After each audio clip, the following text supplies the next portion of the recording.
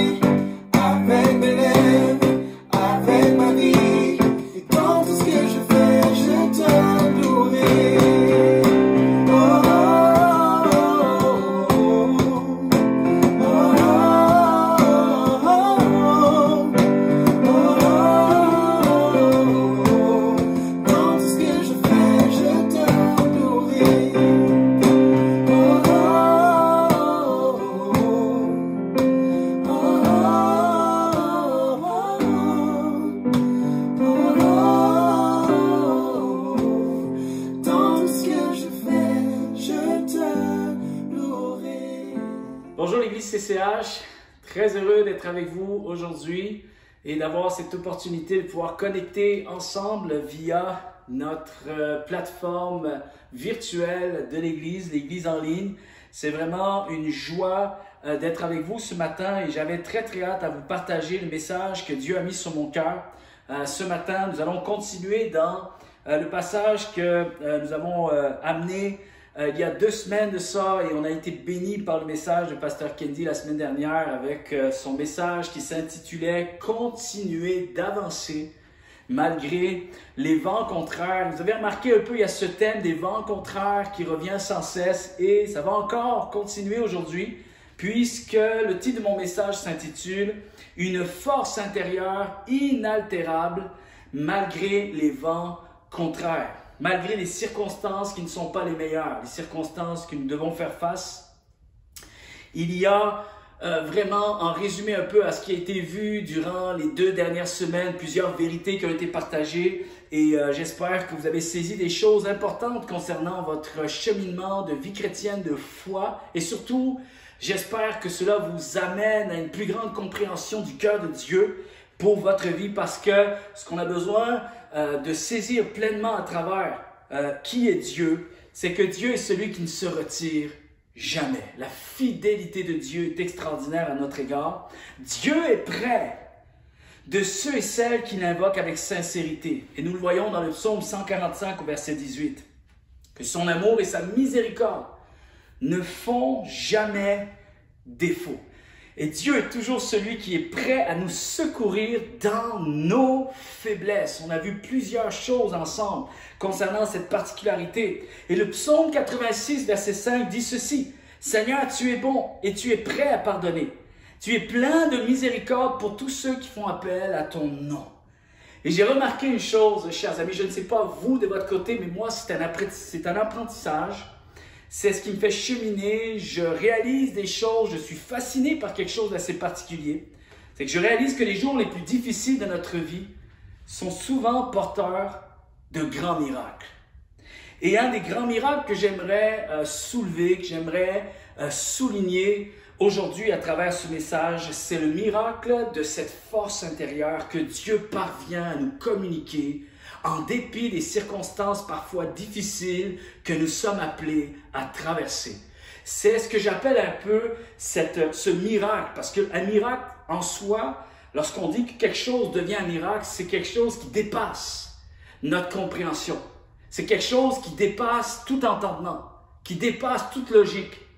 Et ça me touche particulièrement parce que à travers le récit de Acte 27, l'apôtre Paul va vivre quelque chose d'assez laborieux, d'assez difficile, et malgré tout, il va se passer un miracle incroyable. Non seulement nous avons vu dans les dernières semaines que Dieu a su être celui qui prenait soin des circonstances extérieures de sa vie, que même le récit de Acte 27 commence vraiment dans un état assez compliqué. Il va y avoir aussi ce naufrage, il va y avoir ces vagues, ces vents contraires, un itinéraire qui va être changé, trajectoire va être changée, un programme va être modifié. Et Dieu va accorder sa bonté, sa grâce à cet homme, qui est un homme tout à fait ordinaire, comme vous et moi. Dieu va lui révéler à quel point il est plus grand que tout. Il est au-dessus de toutes choses. Et si Dieu désire changer une circonstance, il peut le faire. Et il va le faire. Alors on voit que Dieu lui accorde sa bonté, sa grâce, sa miséricorde et son soutien. On voit également que Dieu a même attirer le soutien des autres autour de lui en sa faveur, l'apôtre Paul. On voit également que Dieu a même su changer le cœur de ses ennemis en sa faveur. Tout simplement parce que Dieu prenait soin de lui. Dieu lui accordait de la réussite et de l'influence, au point même qu'alors qu'il commence son récit de Acte 27, le contexte qui nous est dépeint, c'est que nous puissions réaliser à quel point l'apôtre Paul est clairement l'homme de moindre importance dans cette histoire. Dans ce portrait, dans ce scénario-là, il ne possède aucune autorité, aucune responsabilité, aucun droit particulier. En fait, il est là en tant que prisonnier, c'est ce que nous avons vu aussi dans les dernières semaines. Il est au niveau le plus bas, aussi bien physiquement que socialement. Mais le miracle de Dieu, c'est que Dieu a réussi à faire avec l'apôtre Paul, c'est de lui donner un témoignage qui va s'élever au-dessus de tous les hommes qu'il y avait sur ce navire, à un point tel que tous vont avoir confiance en sa direction. Dieu va lui donner une influence qui va briller et qui va même être là pour la gloire de Dieu. Alors Dieu savait ce qu'il faisait en dépit des circonstances extérieures. Maintenant, aujourd'hui, j'aimerais que l'on saisisse un deuxième miracle que Dieu a produit, que Dieu a fait dans cette histoire. C'est le miracle qui se produit dans le cœur de l'apôtre Paul. Et c'est le miracle de cette force intérieure que Dieu va lui accorder, que Dieu va lui donner. Une force intérieure inaltérable, inébranlable. Mais ce qui me fascine et ce que je constate, c'est que c'est une force intérieure qui ne fait pas partie de notre inventaire, de nos ressources, de nos facultés, de nos aptitudes. Et c'est très très important de bien lire entre les lignes dans ce message, dans ce récit. Et en étudiant un peu plus profondément, on constate qu'il y a une vérité encore plus grande pour notre instruction. Parce que l'apôtre Paul ici n'est pas un surhomme. Il est un homme tout à fait ordinaire, comme vous et moi, de la même nature que nous. Et pourtant, il va parvenir à s'élever au-dessus de toutes les autres personnes qui sont là, avec une force qui va au-delà de tout entendement. Une force qui est inexplicable, parce que si on prend bien le temps d'étudier ce texte, et j'ai vraiment étudié ce texte, j'ai regardé, j'ai essayé de voir, y a-t-il un indice pour m'apercevoir qu'il n'y a aucun signe de faiblesse que je parviens à déceler chez l'apôtre Paul, dans ce récit. Si l'apôtre Paul avait été vraiment affaibli, si l'apôtre Paul avait été dans le doute, je crois que Luc, qui relate cette histoire, je crois que Luc nous l'aurait dit. Je crois qu'il nous l'aurait dit. Parce que la Bible ne cache pas ces choses-là. Tout au long des Saintes Écritures, dans l'Ancien Testament, on s'aperçoit que Dieu, même parfois, a besoin de rencontrer ses serviteurs et de leur dire « Prends courage, n'aie pas peur, ne crains point, je suis avec toi. Je sais que tu doutes, je sais que tu as peur, je sais que tu souffres, mais je suis avec toi. » Et Dieu, bien des fois, a eu besoin de rencontrer ses serviteurs et de redonner une force, de les encourager, de les fortifier, de donner un courage pour qu'ils puissent continuer à avancer sur le chemin qu'il avait pour eux. Mais ici, ce n'est pas le cas. Et je crois que si ça avait été le cas, on l'aurait eu. On l'aurait su. Luc n'aurait rien caché. Alors, c'est ça qui me fascine. Maintenant, il faut se poser cette question. Vous savez, lorsque nous voyons quelque chose se produire, mais c'est quelque chose qui va au-delà de ce qui peut être expliqué. Parce qu'ici, c'est clairement une histoire où des vies sont en danger. Une histoire où il y a vraiment un naufrage qui n'est pas un petit naufrage. Ils savent que leur vie est en péril. D'ailleurs, plusieurs, et dans le dernier tiers du voyage, on sait, puisque la Bible nous dit qu'il y a 276 personnes en tout sur ce navire. Mais ce que l'on voit, c'est qu'il y a plusieurs personnes qui commencent à craindre pour leur vie, au point qu'ils sont en train de monter des stratégies, des stratèges pour essayer de s'en sortir. Il y a d'autres prisonniers également. Et là, tout le monde doit être à l'affût de tout le monde. Parce que tout le monde essaie de sauver sa peau dans cette histoire. Donc, ça veut dire qu'il y a de la crainte. Il y a vraiment une peur. Il y a quelque chose qui nous montre que normalement, tout homme normalement constitué aurait dû s'inquiéter, aurait dû craindre. Mais l'apôtre Paul est cet homme qui va sortir du lot, encore une fois.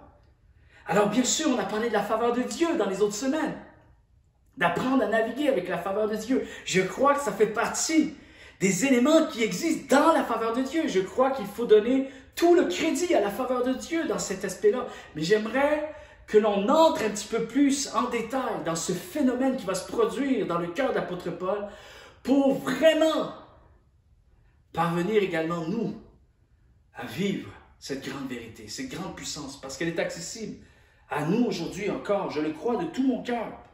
D'où lui vient cette assurance à l'apôtre Paul? C'est la grande question qu'il faut se poser aujourd'hui. Nous avons vu que Dieu s'est occupé des circonstances de sa vie, mais on voit également que Dieu fait une œuvre dans son cœur. Maintenant, ce qu'il faut arriver à faire à chaque fois que l'on étudie un texte, il faut toujours se rappeler que Paul, Luc, Jean, Marc, les disciples, tous les patriarches dans l'Ancien Testament, les rois, les hommes que Dieu a utilisés, les prophètes que Dieu a utilisés pour sa gloire, c'étaient tous des hommes comme vous et moi. Donc ici, l'apôtre Paul ne fait pas exception à cette règle. L'apôtre Paul a aussi des sentiments qui sont purement humains en lui. Il est pris aussi avec ses perceptions qui sont parfois limitées. Avouons-le, admettons-le, que nous traversons, quand nous traversons des jours sombres, des jours difficiles, que nos perceptions peuvent nous faire défaut, que l'on commence à interpréter les choses avec un scénario biaisé, parce que c'est humain, parce qu'on est fait comme ça, parce qu'on est fragile, parce qu'on est limité. On est pris avec des faiblesses intérieures, avec des pensées qui viennent finalement à faillir, tôt ou tard, avec des limitations. Il y a aussi toute la question de la tentation de succomber au découragement, la tentation de penser que nous avons même échoué, que j'ai fait une erreur, je ne suis pas sur le bon chemin, c'est pas normal qu'il m'arrive tout le temps des problèmes. Et on voit que l'apôtre Paul ne semble pas être perturbé par ce genre de sentiments, par ce genre de raisonnement. C'est assez saisissant. J'espère que vous le saisissez avec moi aujourd'hui. Si j'avais été à la place de l'apôtre Paul, je me serais dit, tout est fini. Et de penser peut-être même que on ne parviendra pas à être à la hauteur de ce que Dieu attend de nous. Mais il n'y a aucun signe, aucun indice face à cela concernant l'apôtre Paul. Alors comment expliquer cette assurance? D'où lui vient cette force intérieure, inaltérable? D'où lui vient cette foi presque inexplicable? Ce cœur apaisé, presque inexplicable, d'où lui vient cette solidité quasiment anormale? Aucun signe de détresse ne semble se lire en lui. Plusieurs spécialistes de la Bible soulèvent quelques questions. Est-ce que l'apôtre Paul était dans le déni? Jouait-il à l'autruche? Faisait-il semblant? Avait-il perdu la raison? Était-il en décalage par rapport à la réalité? J'aimerais répondre à ces questions-là. Je crois que non, tout simplement parce que nous qui connaissons la fin de l'histoire maintenant, nous savons que les circonstances lui ont donné raison. Donc, il croyait à quelque chose qui est arrivé. Alors, il faut donner le crédit à ce que l'apôtre Paul a réussi à percevoir dans son cœur et tout ce qui a pris place en lui, nous sommes maintenant appelés à venir l'observer afin de saisir peut-être un grand message que Dieu voudrait déposer en chacun de nous. Voici ce que je crois. D'où lui vient cette assurance?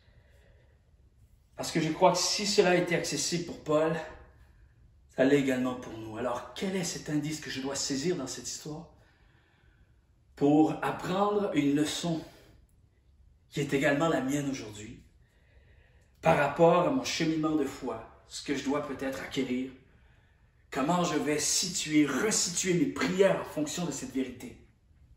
Je crois que l'apôtre Paul, écoutez bien ceci, je crois que l'apôtre Paul savait où il en était avec Dieu. Je crois que Paul savait également où Dieu en était avec lui. Paul sait ce que Dieu a dit qu'il était pour arriver. Paul ne vit pas sa foi en fonction de ce qu'il a vécu hier. Paul continue d'expérimenter une révélation fraîche du cœur de Dieu pour aujourd'hui, pour sa propre vie. Au point tel que Dieu s'est révélé à lui. Dieu sait ce que l'apôtre Paul sait ce que Dieu a statué pour lui par rapport à sa vie. En fait, on voit un homme ici qui connaissait les chemins que Dieu avait tracés pour lui. Et j'aimerais dire tout simplement que Paul sait que Dieu a dit. Et j'irai encore plus loin, Paul sait ce que Dieu sait. Il est au même diapason du cœur de Dieu. Il sait exactement ce que Dieu se prépare à faire, ce que Dieu s'apprête à faire. Il est vraiment sur la même longueur d'onde que ce que Dieu est en train d'établir pour lui dans sa vie. Il discerne les voies de Dieu. Il discerne le cœur de Dieu. Et on le voit très clairement puisque c'est le seul indice qu'on a. La solution à cette question, d'où il vient cette assurance, se trouve exactement dans Acte 27, verset 23 et verset 24. Où il est dit, il va s'adresser à l'équipage pour les réconforter. Pourquoi? Parce que les 275 autres personnes craignaient pour leur vie. Mais pas l'apôtre Paul. Comment peux-tu expliquer cela? En général, tu vas plus regarder à la majorité, à ceux qui sont plusieurs à donner une opinion, plutôt que d'essayer de croire que la vérité vient d'une seule autre personne. Mais dans ce cas-ci, c'est l'apôtre Paul qui avait raison. Et voici ce qu'il dit dans Acte 27, verset 23-24, il va dire, « Ne craignez point, rassurez, soyez rassurés, car un ange de Dieu, à qui j'appartiens et que je sers, m'est apparu cette nuit. » Et il m'a dit au verset 24, voici ce que Dieu a dit à Paul. « Paul, ne crains point. Il faut que tu comparaisses devant César et voici, Dieu t'a donné tous ceux qui naviguent avec toi. » Tous ceux qui naviguent avec toi, non seulement Dieu dit à Paul, ne crains point Paul. Probablement, alors ici, on a un indice qu'il a dû avoir quelques pensées. Mais la réalité, c'est qu'on ne le voit pas être écrasé par ses inquiétudes. Parce que Dieu a su surgir dans son cœur au moment où il le fallait, afin qu'il ait toutes les forces nécessaires pour continuer sur le chemin que Dieu avait tracé pour lui. Et c'est une grande leçon. C'est une grande bénédiction pour nous. Ce récit est là pour notre instruction parce qu'ici, il est question de la foi. C'est ni plus ni moins la simplicité de la foi telle que Dieu l'a conçue pour nous, les êtres humains. Et c'est dans cette mesure de foi qu'aujourd'hui, nous sommes tous appelés à entrer. Tous. L'apôtre Paul a compris que Dieu lui disait, tu vas survivre. Et non seulement tu vas survivre, mais à cause de lui, à cause de sa bénédiction, à cause de ce que Dieu va faire avec lui, Dieu lui dit en plus, tous les autres vont survivre également. Alors c'est pour ça qu'avec une grande assurance, Paul surgit de nulle part, il est tout seul dans les autres personnes et il va déclarer une parole que personne d'autre n'avait saisie jusqu'à maintenant. Et à la fin de l'histoire, on sait que les circonstances vont lui donner raison parce que Dieu n'a jamais tort. Amen. C'est vraiment important. Voici la pensée que j'ai écrite et qui m'a interpellé. Ça m'a beaucoup fait réfléchir. Ce que Paul va parvenir à déployer envers les autres, parce que là, il va être aussi une bénédiction pour les autres. Ce que Paul va parvenir à déployer envers les autres ne sera que le fruit de ce qu'il aura déjà reçu lui-même de la part de Dieu. Et c'est là que je réalise finalement que ce qu'il parvient à réussir, cette force inaltérable intérieure qu'il possède et qui lui permet de pouvoir marcher avec un grand courage, un grand réconfort également, une source de bénédiction pour les autres, c'est tout simplement parce qu'il a vécu quelque chose seul à seul avec Dieu. Il a une relation personnelle avec Dieu. Il prend le temps de chercher le cœur de Dieu, d'interroger Dieu lui-même. Il ne cherche pas la solution auprès des hommes, il est allé chercher la solution auprès de Dieu. Il est allé chercher une parole, un réconfort. Il avait besoin d'entendre ce que Dieu avait à dire pour sa vie, surtout dans les circonstances les plus difficiles dont il était en train de vivre et d'expérimenter. Dieu a parlé. Dieu a parlé. Tout simplement. La foi, c'est Dieu qui parle. La foi vient de ce qu'on entend. Ce qu'on entend vient de la parole de Dieu. C'est ce que l'apôtre Paul va déclarer également dans Romains chapitre 8. Mais Dieu a parlé. Dieu s'est révélé à lui. Dieu lui a partagé son cœur. Lui a fait part de sa volonté, de ses intentions à son égard. Dieu lui a rappelé ses plans et ses promesses. Oui, c'est un rappel ici en passant. Voyez-vous des fois comment la perception humaine, on est très très vite à avoir perdu le sens de ce que Dieu avait déjà déclaré autrefois. On est des auditeurs oublieux, surtout lorsqu'on passe des moments plus difficiles, on a tendance à interpréter les choses avec un scénario biaisé. Pourtant, Dieu ne change pas. Et Dieu avait déjà dit cette même parole à l'apôtre Paul dans Acte 23, verset 11. Il va apparaître à Paul, il va dire ceci la nuit suivante. Le Seigneur apparut à Paul et dit, prends courage, car de même que tu as rendu témoignage à moi dans Jérusalem, il faut aussi que tu rendes témoignage dans Rome. Donc, il était dans ce voyage pour se rendre à Rome. L'histoire n'était pas finie. Et Dieu l'avait dit autrefois, Paul, ne t'inquiète pas. Même si tu as peur en ce moment de ce qui t'arrive, ne t'inquiète pas. J'ai encore un plan. J'ai encore une page d'histoire à écrire avec toi. Et si je dis que tu vas te rendre à la prochaine étape, sois assuré que tu vas te rendre à la prochaine étape.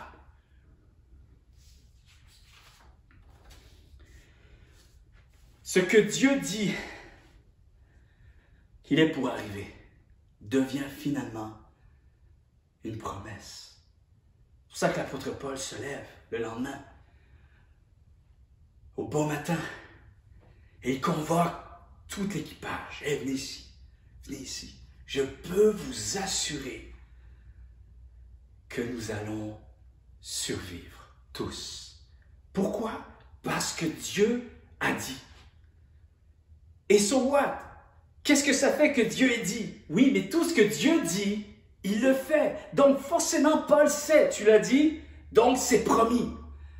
Je sais que tu as décrété cette chose pour ma vie, donc c'est promis.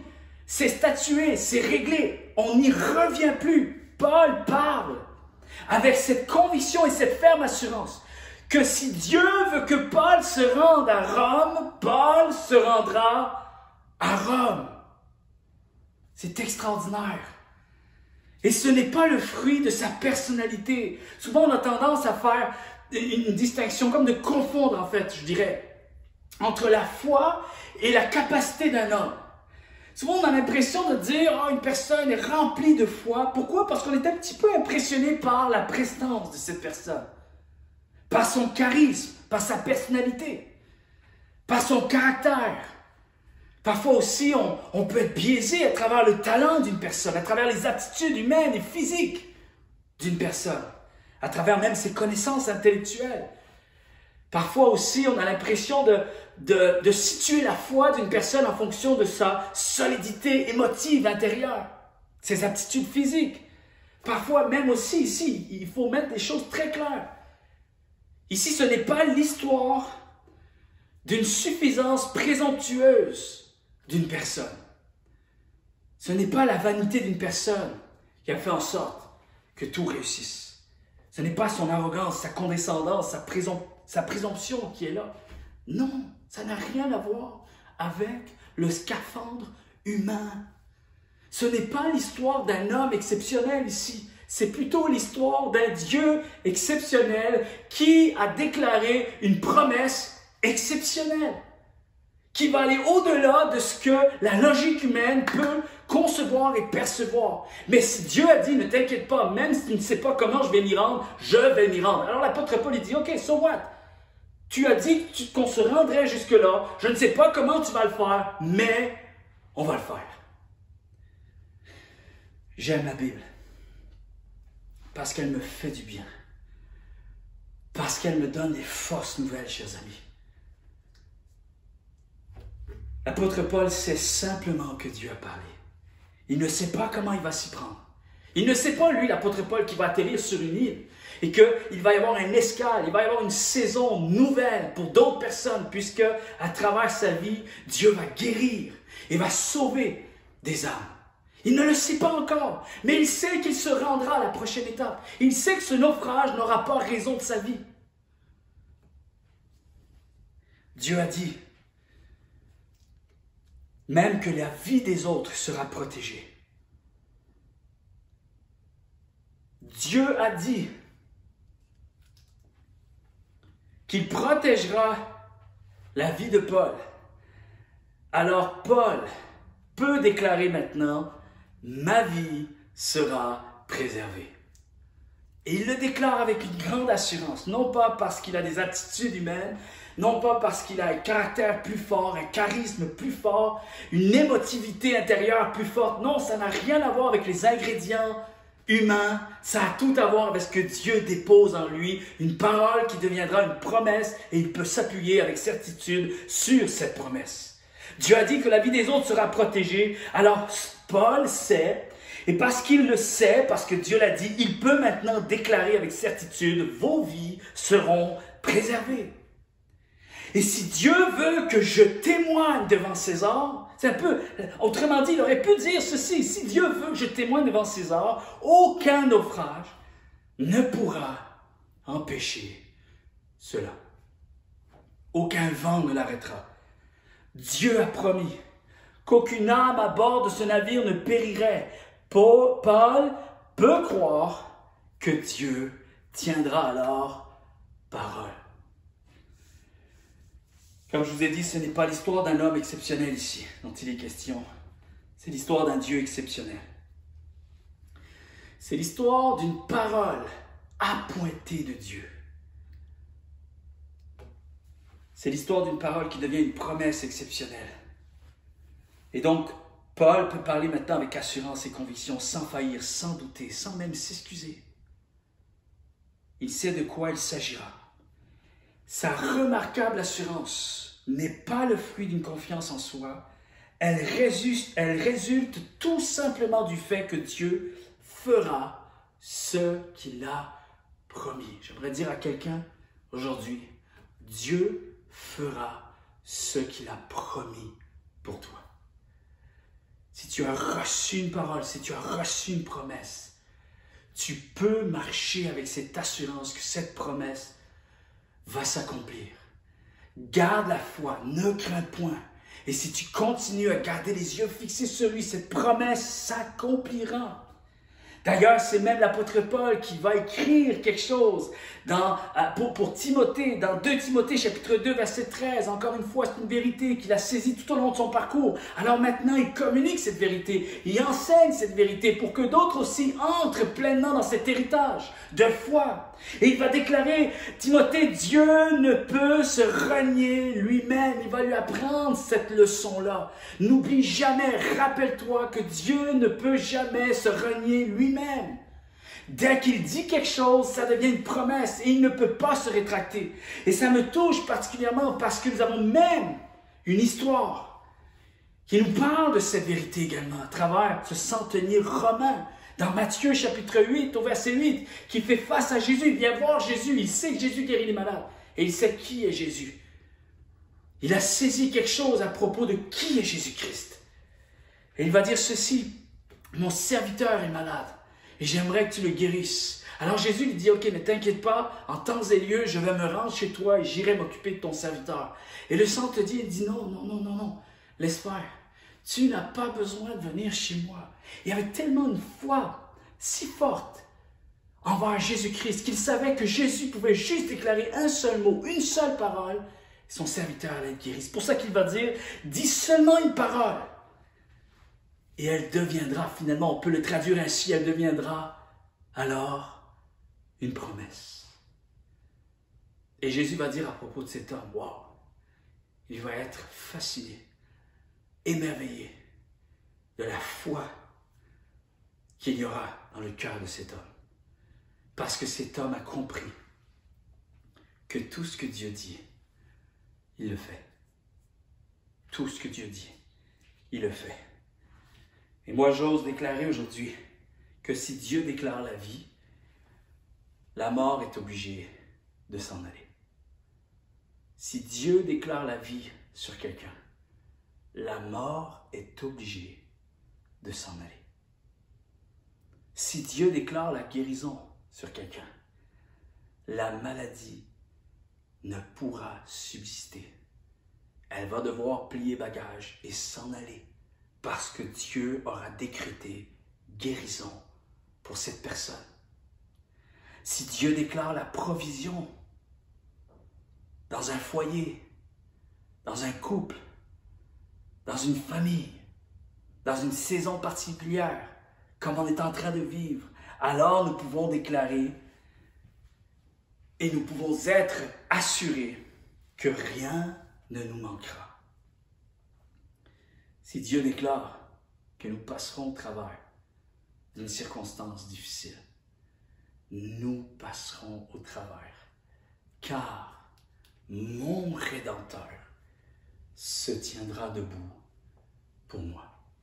Et à la fin de tout, ma tête sera relevée. Je peux marcher la tête haute. Je peux avoir confiance en ce que Dieu déclare pour ma vie. Et la chose dont on a besoin de saisir et d'expérimenter aujourd'hui, c'est de recevoir une parole de Dieu pour notre vie. L'heure est venue de se placer devant lui. L'heure est venue d'ouvrir sa parole et de plonger notre cœur à l'intérieur de ces vérités qui ne feront jamais défaut. Si je crois en cette parole, si je les garde dans mon cœur, si je marche dans les vérités que Dieu a pour moi, alors je suis assuré que Dieu ne pourra jamais se rétracter. Ce qu'il a dit est réel, c'est une vérité, c'est oui et amen. Et je peux marcher avec une pleine assurance, telle que Paul a marché, même si je ne suis pas la personne la plus forte au monde. Je sais que ce n'est pas une force qui viendra de moi-même, c'est une force que Dieu va me donner. C'est cette force intérieure, inaltérable, malgré les vents contraires qui me font face. Dans ces moments-là, Dieu veut se révéler à nous, chers amis. Et j'aimerais te poser la question aujourd'hui. Quelles sont les promesses que tu as reçues de Dieu pour ta vie? Quelles sont les paroles que tu reçois de lui en ce moment? Parce que j'aimerais te dire, et ça peut paraître un peu dur, un peu difficile, mais c'est une vérité absolument spirituelle. Quelque chose qu'on a besoin de comprendre et de saisir. Si tu ne reçois pas une parole de Dieu aujourd'hui, tu meurs. Tu ne passeras pas au travers. Et je vous dis ceci avec avertissement. Notre réconfort, notre apaisement, le vrai apaisement. Vous savez, lorsqu'on dit ça va bien aller, tout va bien aller, il n'y a seulement qu'en Dieu que nous pouvons saisir cette pleine certitude que ça va bien aller. Si Dieu dit que ça va bien aller, ça va bien aller. J'ai besoin d'entendre la voix de Dieu. J'ai besoin de me reconsacrer à lui. J'ai besoin de revenir à lui. J'ai besoin de me tenir dans la prière, dans la parole de Dieu. Ne serait-ce que juste un instant, chaque jour, afin que mon âme soit fortifiée par des paroles de vérité. Et je sais que je vais pouvoir m'appuyer sur ce que Dieu dit, parce que tout ce que Dieu dit est vrai. Arrêtons de considérer nos possibilités et apprenons à se tourner vers lui. Et cessons de chercher notre réconfort intérieur auprès des hommes. À ce stade-ci, les hommes, on le voit très clairement, et au-delà de ce qui se passe dans cette crise mondiale, il y a aussi toutes sortes de circonstances difficiles que les gens vivent dans leur propre vie. Et force est de constater, moi j'ai des amis qui sont arrivés à un point où ils réalisent que l'homme ne peut plus rien faire à leur stade de vie et qu'il est temps de se tourner vers Dieu, tel que Abraham s'est tourné également vers Dieu. L'apôtre Paul va déclarer dans Romains chapitre 4, verset 21, en parlant d'Abraham, il va prendre l'exemple d'Abraham, que cet homme-là, Abraham, a su faire confiance à Dieu avec cette pleine conviction que ce qu'il promet, il peut l'accomplir. Il va l'accomplir.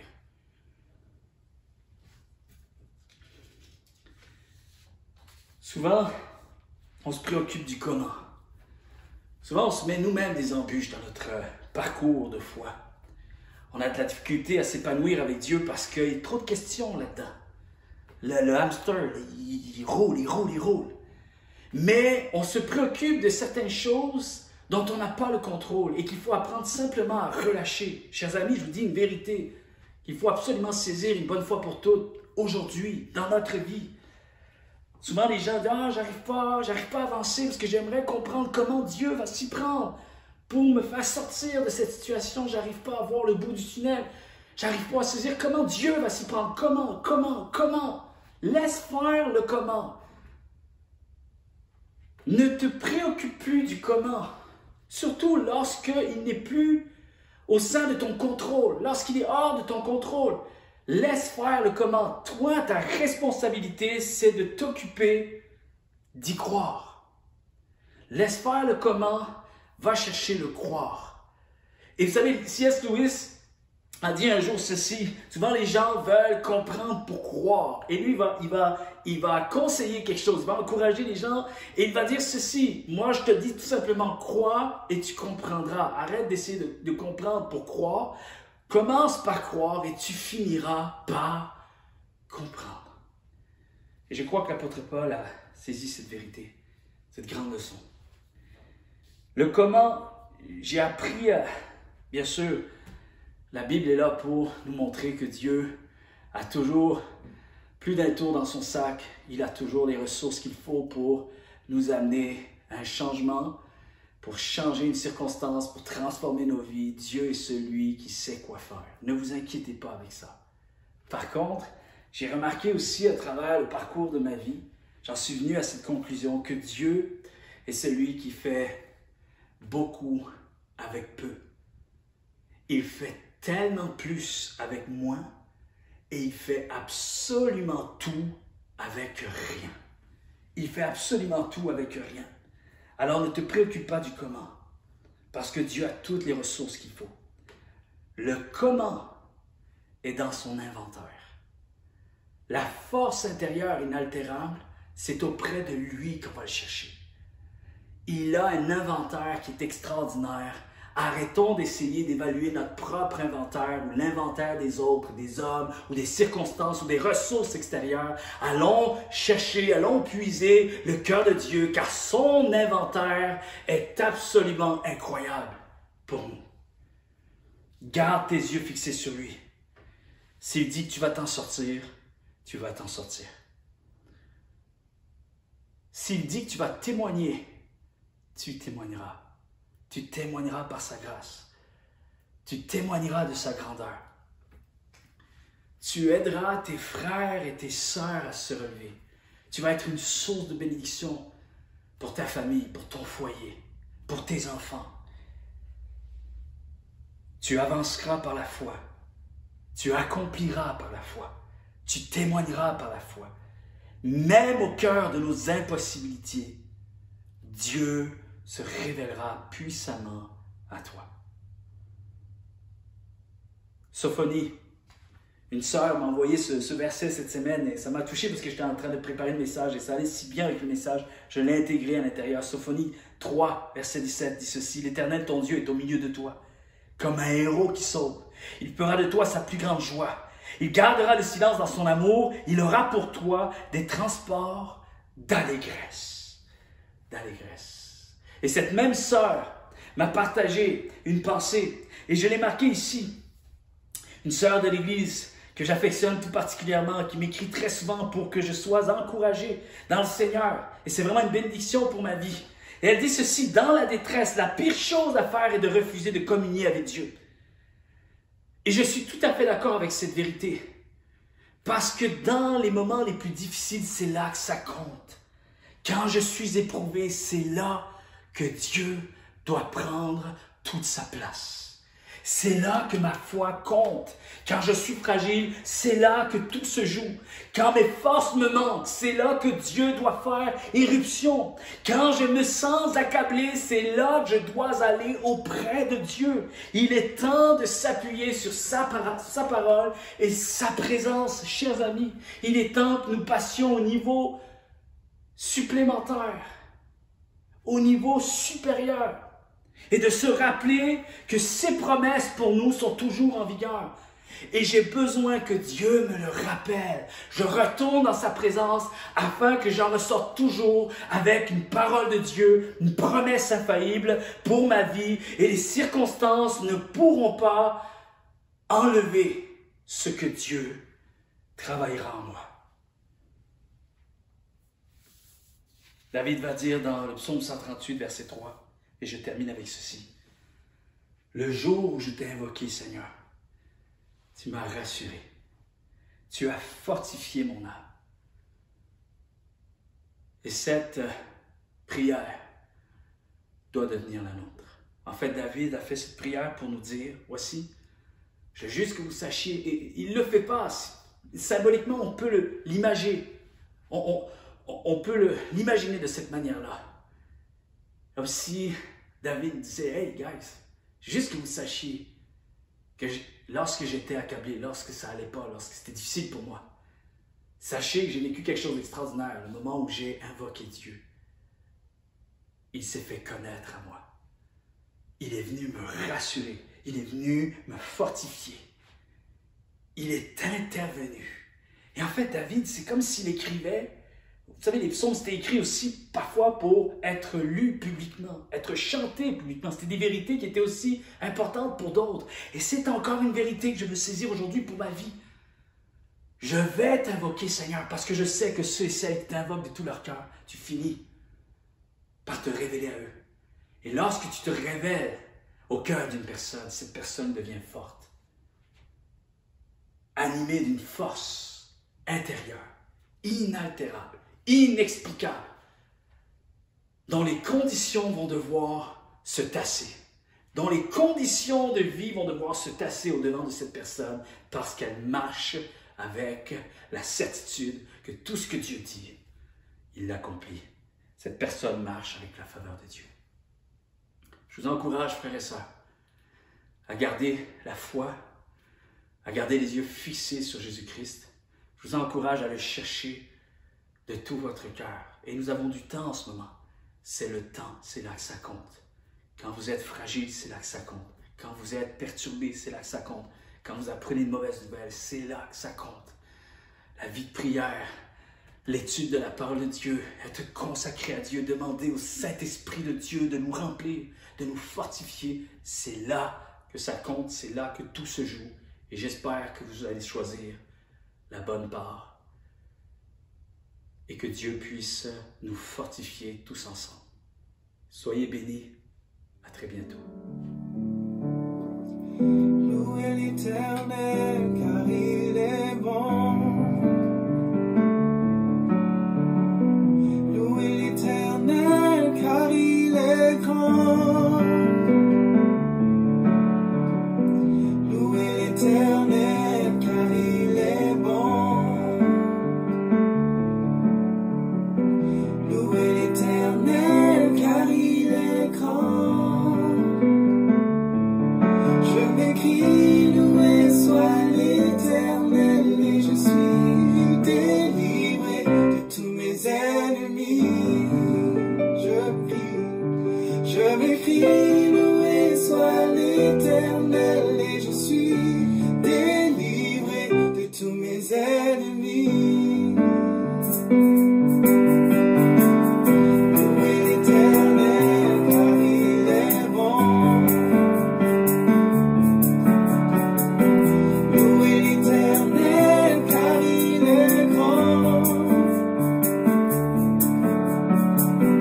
Louez l'Éternel car il est bon. Louez l'Éternel car il est grand. Je m'écris, loué soit l'Éternel, et je suis délivré de tous mes ennemis. Je m'écris, loué soit l'Éternel, et je suis délivré de tous mes ennemis. Je m'écris, loué soit l'Éternel, et je suis délivré de tous mes ennemis.